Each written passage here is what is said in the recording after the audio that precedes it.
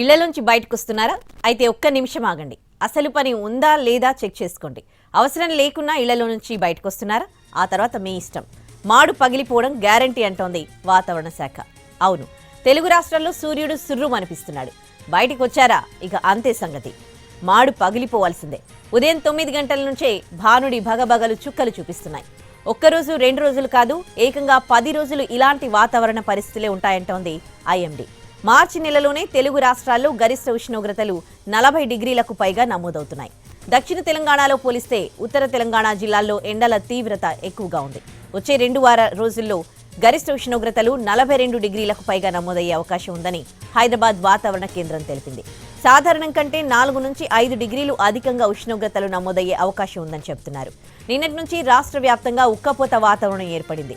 నేడు 8 జిల్లాల్లో దాదాపు 42 డిగ్రీలకు పైగా ఉష్ణోగ్రతలు నమోదయ్యే ఛాన్స్ ఉన్నట్లు చెబుతోంది వాతావరణ శాఖ. ఆదిలాబాద్, కొమరం భీం, మంచిర్యాల, జగిత్యాల జిల్లాల్లో ఎండ తీవ్రతతో పాటు వడగాలుల ప్రభావం కూడా ఉంది.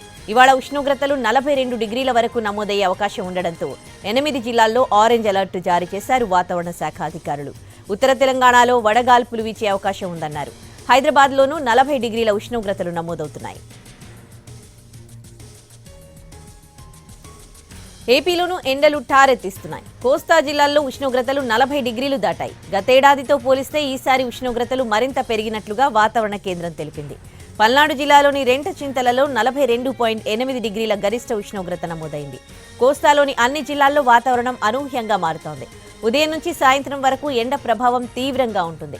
మార్చిలోనే భానుడు తన ప్రతాపంతో టాప్ లేపేస్తున్నాడు. మరోవైపు వేడి తీవ్రత అధికంగా ఉండడం వల్ల డీహైడ్రేషన్, తలనొప్పి, నీరసం, గుండెపోటు ప్రమాదాలు పెరుగుతాయంటోంది అంటున్నారు వైద్య నిపుణులు. అవసరమైతే తప్ప బయటకు రావద్దని సూచిస్తున్నారు.